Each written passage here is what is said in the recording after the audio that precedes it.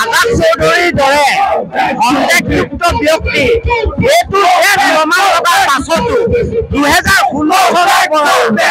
যোৰহাট জিলা প্ৰশাসনে কেনেধৰণৰ সুবিধা প্ৰদান কৰে এই সুবিধা প্ৰদান কৰাৰ কাৰণে আজি টুকলাই নৈখন দখল হৈছে টুকলাই নৈ সমানুপাতিকভাৱে ভোগদৈ নৈ এই আগ্ৰাসন ৰোধৰ পৰা আদি কৰি খিলঞ্জীয়াৰ প্ৰভুত্ব বিস্তাৰৰ ক্ষেত্ৰত প্ৰতিটো ক্ষেত্ৰত সমস্যা অহায় বৃদ্ধি কৰি আজি প্ৰতিবাদ হৈছে আৰু এই প্ৰতিবাদ খিলঞ্জীয়া জয় যাত্ৰাৰ প্ৰতিবাদ আৰু খিলঞ্জীয়া অস্তিত্ব ৰক্ষাৰ প্ৰতিবাদ আৰু এই প্ৰতিবাদৰ মাধ্যমেৰে আমি ইতিহাস প্ৰকৃত যোৰহাটৰ পৰা আমি জনাই দিব বিচাৰো অভিমানী অসমীয়া জনগণ আমি আৰু জিকিব জানো আৰু জিকিম আৰু প্ৰত্যেকজন বদনৰূপী ব্যক্তিক আমি নস্বাত কৰিম বীৰ লাচিত আমাৰ অসমৰ মঞ্চৰ পৰা ধন্যবাদ জয় আই অসম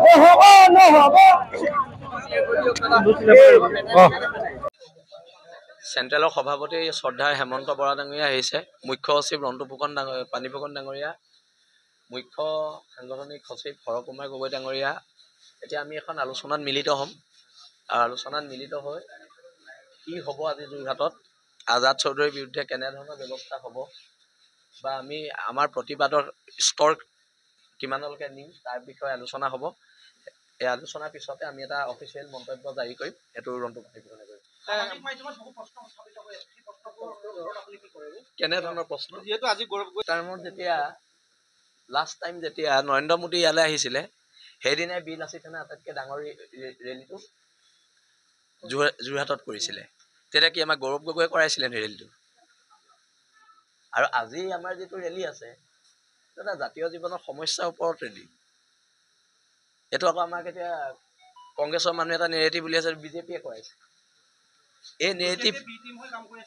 নেৰেটিভবোৰৰ পৰা আঁতৰিব লাগিব নহ'লে জাতি শেষ হ'ব খিলঞ্জীয়া মানুহখিনিৰ পক্ষত সেই তাত থকা গৰীয়ামৰীয়া মানুহখিনিৰ পক্ষত গৰীয়ামৰীয়া খিলঞ্জীয়া মানুহখিনিৰ পক্ষত এখন সংগ্ৰাম হ'ব আৰু আমাৰ সংগ্ৰামৰ ৰাস্তা কি হ'ব আমি এতিয়া আলোচনাত বহাৰ পিছতে আপোনালোকক শ্ৰদ্ধাৰ সাংবাদিকসকলক আমি জনাম সাংবাদিক বন্ধুসকলক আৰু তেনেহ'লে আমি এই আলোচনাখন কৰি লওঁ কৰি আপোনালোকৰ লগত পুনৰ আমাৰ কথা পতা